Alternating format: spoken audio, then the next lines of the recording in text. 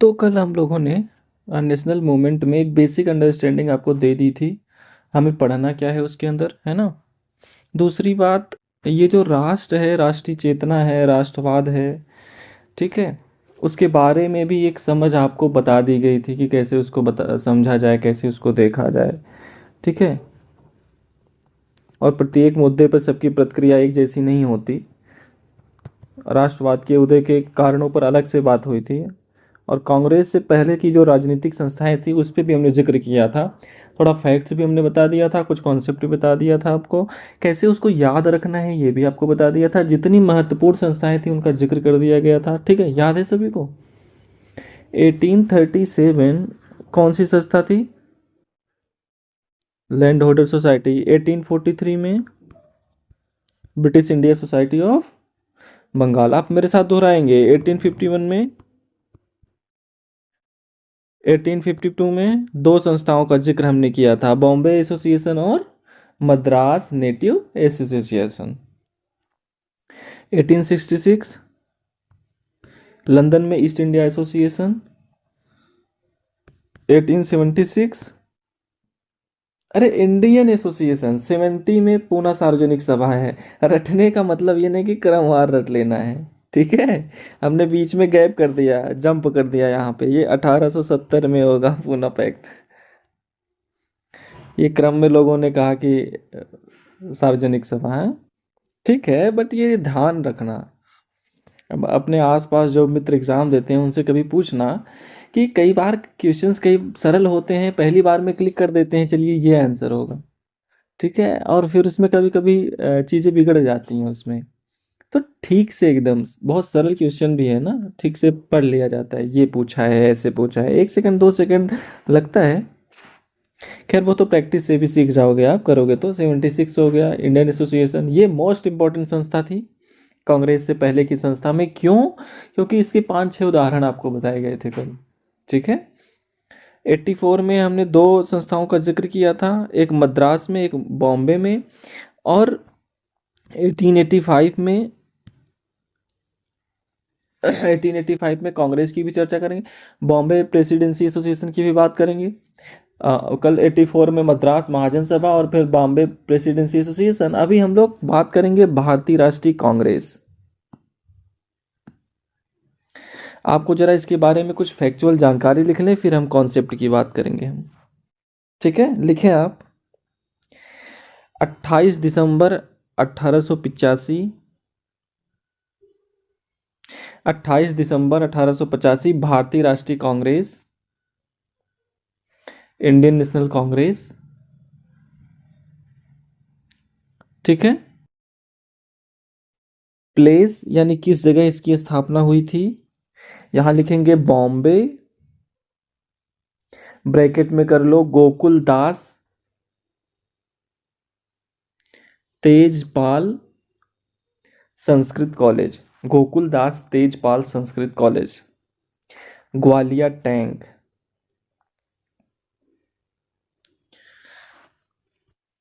गोकुल दास Tejpal Sanskrit college, Gwalior tank, ठीक है। कांग्रेस की स्थापना दिसंबर 1885 में, जगह है बॉम्बे, बॉम्बे में गोकुलदास तेजपाल संस्कृत कॉलेज, एक मैदान है ग्वालियर टैंक, बड़ा सा मैदान है, इसलिए एक टैंक भी है वहाँ पे, इसलिए उसका नाम है ग्वालियर टैंक। यहाँ पे कांग्रेस की स्थापना हुई। इसी में लिखना, बॉम्बे से पूर्व, बॉम्बे से पहले पूना में बैठक की योजना थी। कहाँ योजना थी? पूना में। बॉम्बे से पहले कांग्रेस की बैठक जो है पूना में आयोजित की जानी थी, ठीक है। पूना में बैठक की योजना थी, लेकिन प्लेग के कारण बैठक नहीं हो पाई, लेकिन प्लेग के कारण बैठक नहीं हो पाई, बैठक नहीं हो पाई, ठीक है। क्योंकि सबसे महत्वपूर्ण संस्था है तो इसके बारे में कुछ फैक्ट्स में रखने पड़ेंगे। यहां लिखो संस्थापक, संस्थापक ए ओ यूम, एलन ऑक्टोबियन ह्यूम,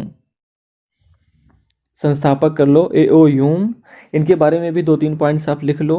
लिखो retired ICS officer, retired ICS officer, ये सिविल सेवा में थे। ठीक है, ह्यूम ने जो कांग्रेस की स्थापना की ये सिविल सेवा में थे। ये थियोसॉफिकल सोसाइटी के भी सदस्य थे, ये भी आप नोट कर लें। ये थियोसोफिकल सोसाइटी के भी सदस्य थे। बहुत इंपॉर्टेंट कैरेक्टर हैं ये भी। ये ऑरिंथोलॉजिस्ट भी थे, पक्षी विज्ञानी, ओरियंथोलॉजिस्ट भी थे। 1884 में इन्होंने इंडियन नेशनल यूनियन 1884 में इंडियन नेशनल यूनियन की स्थापना की।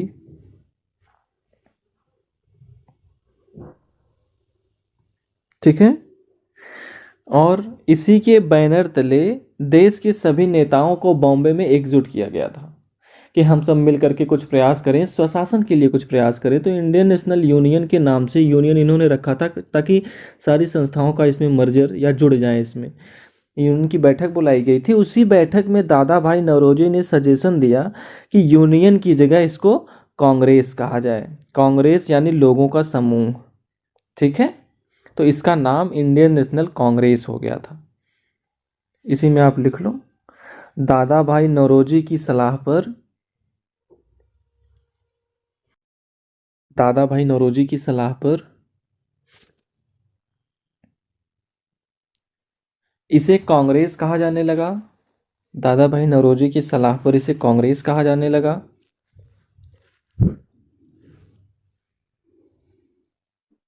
कांग्रेस का मतलब होता है लोगों का समूह। संसद के लिए भी हम लोग वहाँ, ठीक है, अमेरिका में संसद के लिए वहाँ यूज करते हैं, वहाँ जो हाउस है वहाँ का कांग्रेस, लेकिन इसको लोगों का समूह भी कहते हैं कांग्रेस का मतलब। तो दादा भाई नौरोजी की सलाह पर इसका नाम कांग्रेस रखा गया और ये अमेरिका से लिया गया। इसको को भी पढ़ते हैं ना कि दुनिया की घटनाएं, जैसे अमेरिकी स्वतंत्रता संग्राम बहुत पहले हो गई है ना। ठीक है, संसद वगैरह आ गई, बट नाम आगे भी वो इम्पैक्ट देता रहेगा। ठीक है, तो संस्थापक के बारे में थोड़ी बहुत जानकारी हमने ले ली, कांग्रेस संस्थापक के बारे में। लिखो प्रथम अध्यक्ष, लिखो प्रथम अध्यक्ष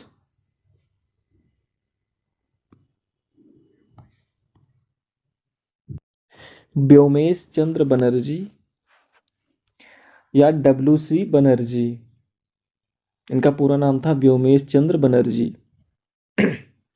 या डब्ल्यू.सी. बनर्जी।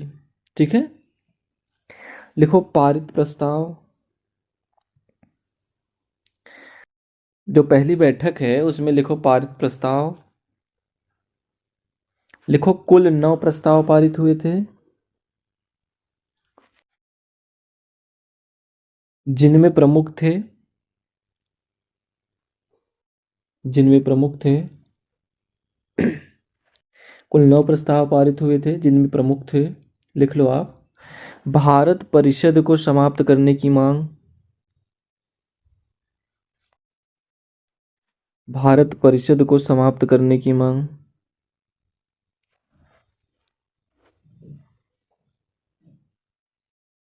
नेक्स्ट लिखो विधायी परिषद में, विधायी परिषद में भारतीयों की संख्या बढ़ाई जाए, विधायी परिषद में भारतीयों की संख्या बढ़ाई जाए।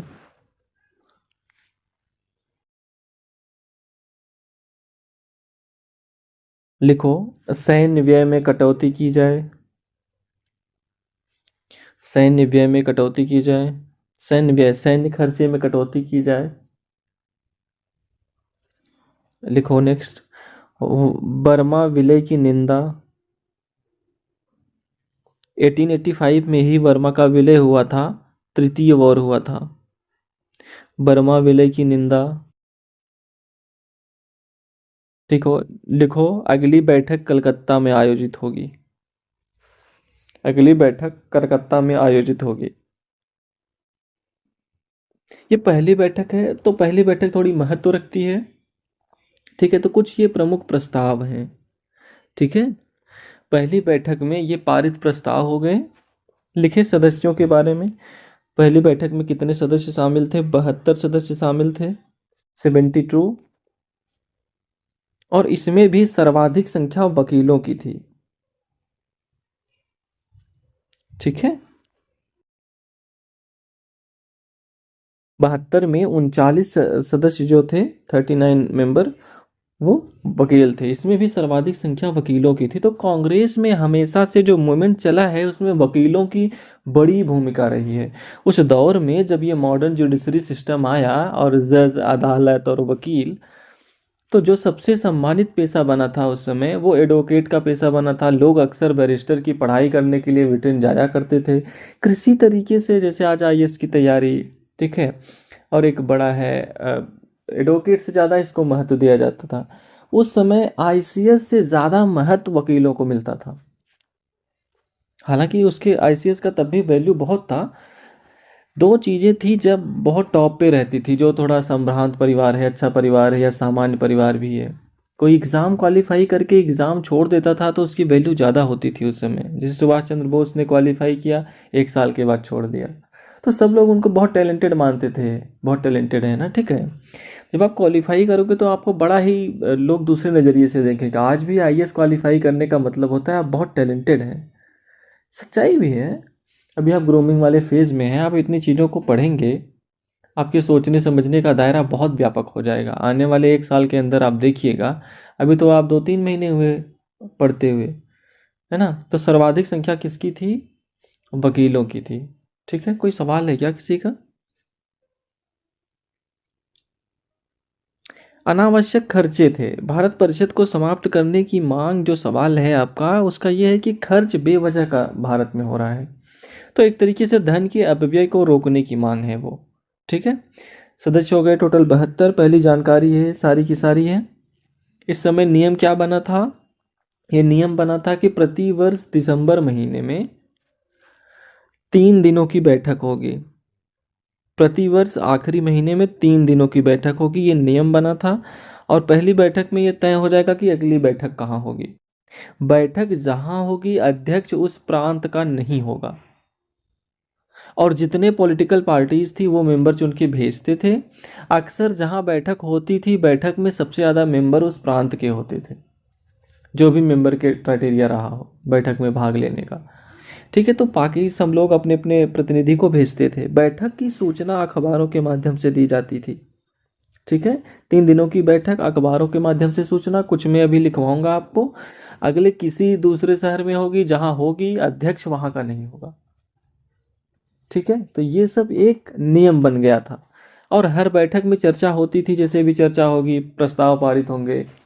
प्रस्ताव पारित होने के बाद जितने संगठन कांग्रेस से जुड़े हुए थे उनको भेजा जाता था। तो लगभग चूंकि उन संगठन के जितने मुखिया होते थे सब कांग्रेस की बैठक में आते थे, तो हर संगठन के द्वारा अलग से प्रस्ताव पारित। जैसे मान लो इंडियन एसोसिएशन है, चलो उसका विलय ही हो गया। पुनः सार्वजनिक सभा या कोई और संस्था है, धीरे धीरे सबका मैक्सिमम का विलय हो गया था। तो भाई उस संस्था के पास भेजा गया, और वहाँ पे फिर चर्चा होती थी कि सारे मेंबर तो भाग लेते नहीं थे, फिर वो प्रस्ताव पारित करते थे। फिर कांग्रेस के अध्यक्ष या सचिव ये के लोग क्या करते थे, पारित प्रस्ताव को सरकार तक पहुंचाते थे। इन प्रस्तावों पे अखबारों में लेख लिखते थे और सरकार तक पहुंचाते थे कि कांग्रेस ये चाहती है, कांग्रेस ये सोचती है। ठीक है, इन मुद्दों को लेकर के कोई वो आंदोलन नहीं चलाते थे सड़कों पे, या घेराव नहीं करते थे सरकार का। ठीक है, तो ये शुरुआती दौर में ये कांग्रेस की कार्यशैली रही है। ठीक है, अभी मैं इसका और भी जिक्र कर रहा हूँ आपसे। तो यहाँ तक क्लियर हो गया आपका पहला कुछ बेसिक इन्फॉर्मेशन हो गया। प्रत्येक जगह संख्या आपको याद नहीं करनी है, क्योंकि पहली बैठक है इसलिए थोड़ा हमने बता दिया आपको। इसका बहुत ज़्यादा महत्व है आज़ादी की लड़ाई में, इसलिए थोड़ी जानकारी हम इसको रखनी रखनी पड़ती है। आगे तो पूरा कांग्रेस का इतिहास ही पढ़ेंगे हम। तो 85 को कांग्रेस की स्थापना हुई। कहाँ स्थापना हुई थी? कौन सा कॉलेज था? पहली बैठक कहाँ होनी थी? क्यों बैठक नहीं हुई? प्लेग के कारण बैठक नहीं हुई। संस्थापक कौन थे? प्रथम अध्यक्ष कौन थे? कुल 9 प्रस्ताव पारित हुए थे, जिसमें कुछ का नाम बता दिया गया। 72 सदस्य थे, जिनमें सर्वाधिक संख्या वकीलों की थी, और मैक्सिमम पढ़े लिखे लोग हैं, जो मिडिल क्लास का कॉन्सेप्ट मैंने आपको बताया था। तो शुरुआती कांग्रेस को पूरी तरीके से मध्यवर्गीय कांग्रेस कहा जाता है। लाल बाल पाल के फेज में मध्य वर्ग के दायरे से निकलकर वो निम्न वर्ग के दायरे में जाएगा, लेकिन शुरू के दोनों फेजों में 1919 तक ये शहरी कांग्रेस होगा, और गांधी जी के आगमन के बाद धीरे धीरे कांग्रेस जो है ग्रामीण क्षेत्रों में इसका जनाधार। तो ऐसे कांग्रेस का चरित्र भी बदलता जाएगा। जो प्रथम 4 बैठक है उसके बारे में भी थोड़ी जानकारी हमें रखनी है।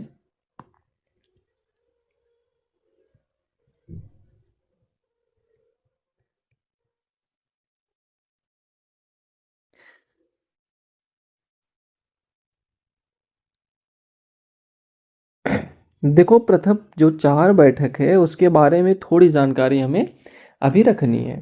देखो, कांग्रेस के जितने महत्वपूर्ण बैठक हैं, कम से कम 20 से 25 बैठक, वो मैं पढ़ने के क्रम में ही आपको बताता चला जाऊंगा।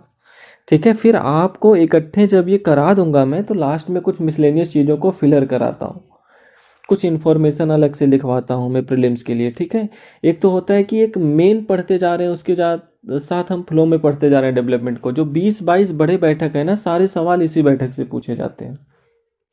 तो जैसे पहला 4 बैठक बहुत महत्व रखता है अंडरस्टैंडिंग के लिए भी। जैसे पहली बैठक हमने देखा कहाँ हुई, बॉम्बे में हुई। अध्यक्ष कौन थे, WC बनर्जी साहब से। दूसरी बैठक कहाँ होगी इसकी, कलकत्ता। अध्यक्ष कौन थे,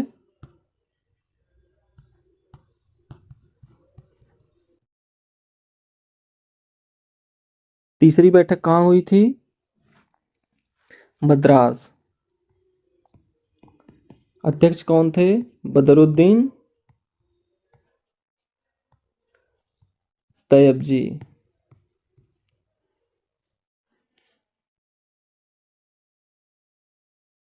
और चौथी बैठक इलाहाबाद में, और अध्यक्ष कौन थे,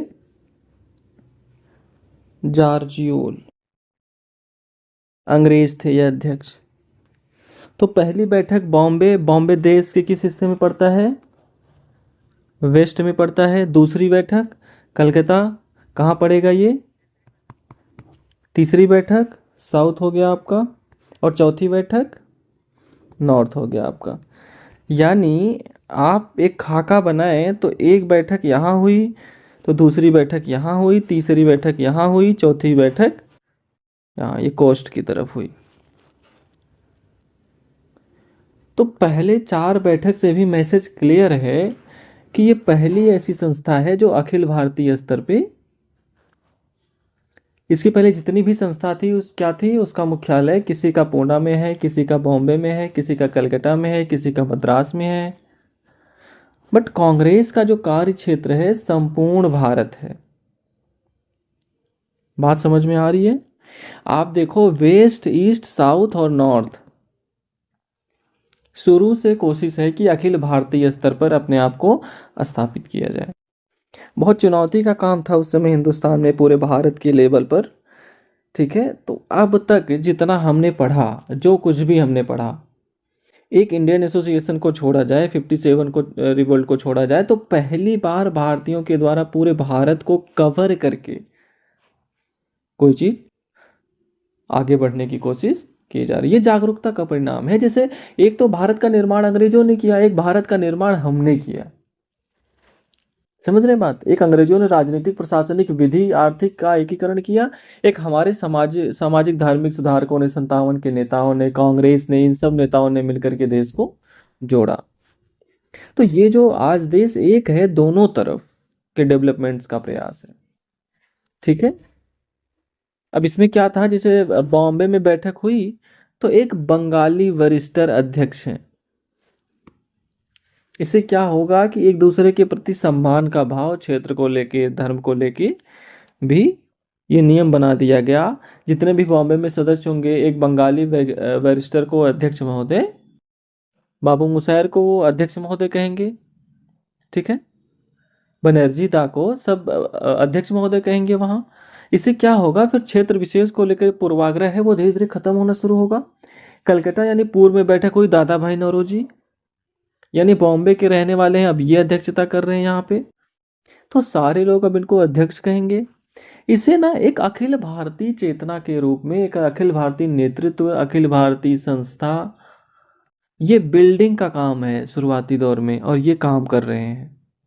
और वो भी कॉन्सेप्ट देखो इससे क्लियर है, पारसी हैं दादा भाई नौरोजी, ठीक है। डब्ल्यू सी बनर्जी ने क्रिश्चियन इस्लाम ईसाई धर्म को अपना लिया था, ये क्रिश्चियन थे बैरिस्टर।